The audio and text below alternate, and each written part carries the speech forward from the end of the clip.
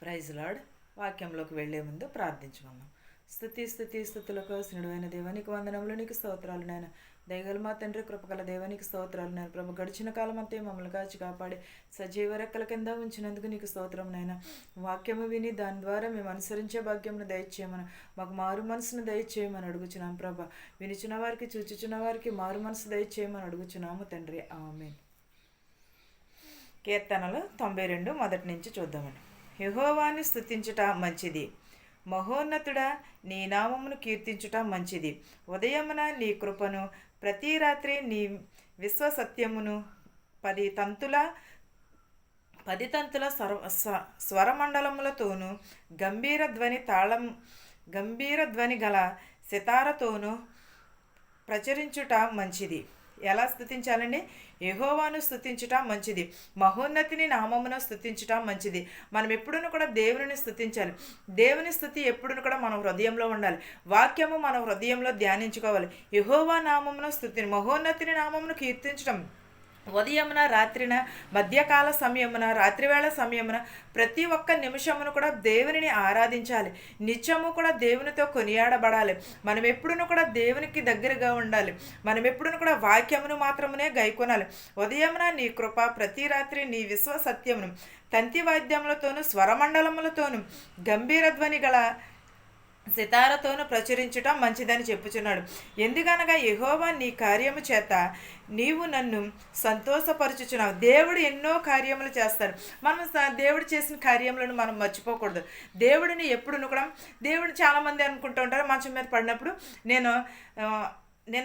నేను నాకు నేర్చం తగ్గిపోతే నేను వెళ్ళి నీ సన్నిధిలో నిలవబడతాను, నీ సన్నిధిలోకి నేను స్తుతిస్తాను అంటారు. కానీ నేర్చం తగ్గిపోయిన తర్వాత దేవునికి ఇచ్చిన మాటే మర్చిపోతారు చాలామంది. కానీ మనం సజీవులుగా ఉంచాడు దేవుడే నన్ను ఇలాగా, లేకపోతే నేను ఇలా ఉన్నానే అని ఎవరైనా ఆలోచించుకుంటున్నారా? నేను ఇలా ఉన్నానంటే దేవుని కృపే కదా, దేవుని దయే కదని మర్చిపోతారు. దేవుడిచ్చిన ఆయుష్ని కూడా మర్చిపోతారు. దేవుడిచ్చిన ఆయుష్ని మర్చిపోయి దేవుడినే మర్చిపోతారు. ఈ లోకంలో ఎప్పుడును కూడా అలాంటిది చేయకూడదు. మనం చావు బ్రతుకుల మీద నుంచి దేవుడు లేవనెత్తాడంటే మనం ఆయన్ని ఎంతలాగా ఆరాధించాలి, ఆయనని ఎంతలా స్తుతించాలి. మనకి ఏదైనా జరిగిందనుకో, మన బిడ్డలకు ఏదైనా జరిగినప్పుడు వారిని బాగు చేసుకుంటాం. బాగు చేసుకున్న తర్వాత ప్రతి నిమిషం కూడా రే అండి మనకురా వాడికి ఇప్పుడే కదరా నేర్చము తగ్గి మళ్ళీ వాడు బాగుపడ్డాడు, వాడికి నేర్చం చేసిందిరా అయ్యే మనకురా అని అంటారు. మరి దేవుడు మనల్ని కాచి కాపాడినప్పుడు దేవుడు కూడా అలాగే అనుకుంటాడు కదా. నా బిడ్డని నేను స్వస్థపరిచానే, నా సన్నిధిని విడిచిపెట్టేసిందే, నాకు దూరంగా ఉంటుంది అని దేవుడు కూడా అలాగే ఆలోచిస్తాడు కదా. మనం ఎప్పుడూ కూడా మహోన్నతిని చాటున మనం స్తుతించాలి, గంభీర తాళములతో స్తుతించాలి. ఆయన నామమును ఎప్పుడూ కూడా సన్నిధిస్తూ ఉండాలి తంతి వాద్యములతో కూడా. ఎందుకనగా యెహోవా కార్యం చేత నిన్ను నన్ను సంతోషపెట్టుచున్నాడు. ఆ సంతోషము మనందరము పొందుకుని ఉన్నామంటే దేవునికి కృతజ్ఞతలు చెల్లించుకునిచున్నామా, దేవుని స్తుతిస్తున్నామా, ఎలా ఉంటున్నాము మనము? ఎప్పుడైనా ఆలోచించారా? నీ చేతి పనులను బట్టి నేను ఉత్సాహించుచున్నాను. ఎవరి చేతి పనులను బట్టి? మన చేతులను బట్టి దేవుడు ఉత్సాహించుచున్నాడు. దేవుడు మన చేతులకు బైబిల్ చేతులతో తీసుకుని చప్పట్లు కొడుతున్నామా, హల్లెలూయా అంటున్నామా, ఏమంటున్నాం? వెళ్ళి అలా కూర్చుని మూగదేవతల్లాగా వచ్చేస్తున్నాం అంతే. ఏదో చేస్తున్నారు, ఏదో చెప్తున్నారు, వింటున్నాము అంతే తప్ప. కానీ మన హృదయంలో మనం ధ్యానించుకునిచున్నామా, మన హృదయంలో నాటుకుంటున్నాయా అని ఎప్పుడైనా ఆలోచన చేసుకుని ఉంటున్నామా మనము? ఒక్కసారి ఆలోచించండి. ఆయన మన పనులను బట్టి సంతోషిస్తున్నాడు. యెహోవా నీ కార్యము ఎంతో దొడ్డవి, నీ ఆలోచనలు అతి గంభీరములు. దేవుని ఆలోచనలు ఎలాంటి? చాలా మంచివి. ఆయన కార్యములు ఎంతో మంచివి, ఆలోచనలు అతి గంభీరములైనవి. అలాంటి గంభీరమైనవి మనలను దేవుడు ఆశీర్వదిస్తున్నాడంటే మనము ఎంత రుణస్థులమై ఉండాలి దేవునికి మనం ఎంత లోబడి ఉండాలి. మనము దేవుని స్తుతిస్తేనే సరిపోదు కదా. దేవుని హృదయపూర్వకంగా దేవునికి మనం కృతజ్ఞతలు చెల్లించుకోవాలి. ఎన్నో మొక్కుబళ్ళు అనుకుంటాం, కానీ మనం బాగుపడిన తర్వాత మొక్కుబళ్ళన్నీ మర్చిపోతూ ఉంటాము. దేవునికి దగ్గరగానే ఉండాలి, దేవునికి విధేయత కలిగి ఉండాలి. మనం ఎప్పుడూ కూడా దేవుని ఆరాధిస్తూ ఉండాలి. మనం అవి మర్చిపోయి ఈ లోకపు వైపు పరుగులు తీస్తున్నాం. ఈ లోకపు వైపు ధనం ఎవరిని కూడా శాశ్వతము కాదు. దేవుని యొక్క ధనమే శాశ్వతం, దేవుని యొక్క కృపే శాశ్వతం, దేవుని యొక్క వాక్యమే ఎప్పుడును కూడా శాశ్వతంగా ఉంటుంది. ఈ లోకము వైపు చూస్తే మనము ఉప్పు స్తంభం అయిపోయిన లోతు భార్య ఏమైంది? ఉప్పు స్తంభం వస్తుందని దేవుడు చెప్తే వెళ్ళిపోతున్నారు. అయ్యో నా ఆస్తి నా ధనము ఏమైపోతుందని వెనక్కి తిరిగి చూసింది, కానీ తన ఉప్పు స్తంభం అయిపోయింది. ఈ లోకపు ఆశల వైపు చూస్తే అలా అయిపోతాం. అదే దేవుని దగ్గర మనం లోబడి అంటే మరియా ఏం చేసింది, దేవుని దగ్గర పాదాల దగ్గర మాత్రమే ఉన్నది మరియా. మనము లోతు భార్య వలే ఉంటున్నామా, లేకపోతే మరియా వలే మనము ఆరాధిస్తున్నామా? మనం ఎప్పుడూ కూడా మరియా వలే మనము ఉండాలి. న్యాయాధిపతుల్లో కూడా ఉంటుంది కదండి, అబిగయ్యాలు కూడా ఏం చేసింది, ఎస్తేరు కూడా ఏం చేసింది, వీళ్ళందరూ కూడా దేవునిని ఆరాధించారు కాబట్టే దేవుని రాజ్యంలో ప్రవేశించగలిగారు.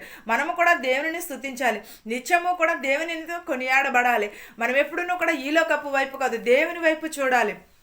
యోబు ఎంత నిరీక్షణ కలిగి ఉన్నాడు, చాలా అన్నిటిని కోల్పోయాడు, అయినా కూడా దేవుడిని విడిచిపెట్టాడా? దేవుడిని విడిచిపెట్టలేదు. మనము కూడా అలాగే దేవుడిని విడిచిపెట్టకుండా దేవుడిని స్తుతించాలి. మనం ఎప్పుడూ కూడా దేవునికి తోడై ఈ వాక్యమును మీకును మనకును తోడై ఉండును గాక. ప్రార్థించుకుందాం. స్తుతులకు ఆసీనుడైన దేవా, నీకు వందనములు, నీకు స్తోత్రాలు నాయన. మా శత్రువుల్ని మిత్రువుల్ని దీవించిన ఆయన ప్రభా, ధనుకులనేమి భేదాలనేమి దీవించమని అడుగుచున్నాను ప్రభా. ప్రతి ఒక్కరి కుటుంబంలో శాంతిని సమాధానమును దయచేయమని అడుగుచున్నాను ప్రభా. కనికరమును దయచేయమని అడుగుచున్నాము నాయన ప్రభా. నేను చిన్న బిడ్డ మొదలుకొని పెద్దవారి వరకు ప్రభా దీవించమని అడుగుచున్నాను నాయన ప్రభా. యవనస్తులను యవనరాలను దీవించమని అడుగుచున్నాను ప్రభా. యవనస్తుడు నాయన ప్రభా ఆపరేషన్ అయ్యి ఉన్నారు ప్రభా, బిడ్డను ముట్టి స్వస్థపరచమని అడుగుచున్నాను ప్రభా. ఆ బిడ్డను బాగు చేయమని అడుగుచున్నాను ప్రభా.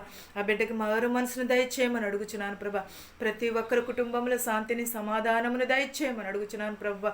హాస్పిటల్లో ఎంతోమంది ఎన్నో రోగములతో బాధపడుచున్నారు ప్రభా, వారి రోగములను స్వస్థపరచమని అడుగుచున్నాను ప్రభా.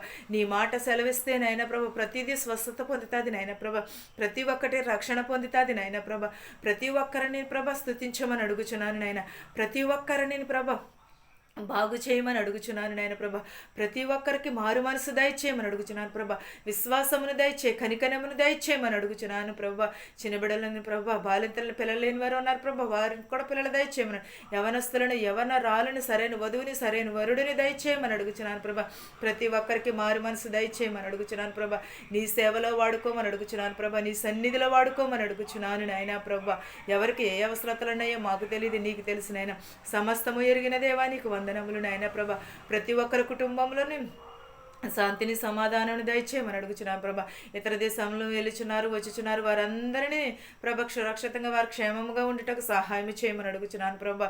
నేను శుభకార్యాలు చేసుకుంటున్న వారికి ప్రభ సమృద్ధికరమైన ఆహారము దొరుకుటకు సహాయం చేయమని అడుగుచున్నాను నాయన ప్రభ. ప్రయాణం చేసిన ప్రతి ఒక్కరి వాహనములు ప్రభ సురక్షితంగా వారి గృహాలకు చేర్చమని అడుగుచున్నాము నాయన ప్రభ. ప్రతి ఒక్కరికి నాయన ప్రభ రక్షణ దయచే, మారు మనసు దయచే, విశ్వాసమును దయచేయమని అడుగుచున్నాను నాయన ప్రభ. నా ప్రార్థనను నీ పాద సన్నిధికి చేర్చుకోమని అడుగుచున్నాను తండ్రి. ఆమేన్. పరలోకమందున్న మా తండ్రి, నీ నామము పరిశుద్ధపరచబడును గాక, నీ రాజ్యము వచ్చును గాక, నీ చిత్తము పరలోకమందు భూవెందు నెరవేరినట్లును మానుదినాహారము నేడు మాకు దయచేయము. మా రుణస్థులను మేము క్షమించిన ప్రకారము మా రుణములను క్షమించుము. దుష్టి నుండి శోధన నుండి తప్పించుము. రాజ్యమును శక్తియు మహిమయు నిరంతరము నీవై ఉన్నావు మా తండ్రి. ఆమేన్. ఆమేన్. అందరికీ వందనాలు.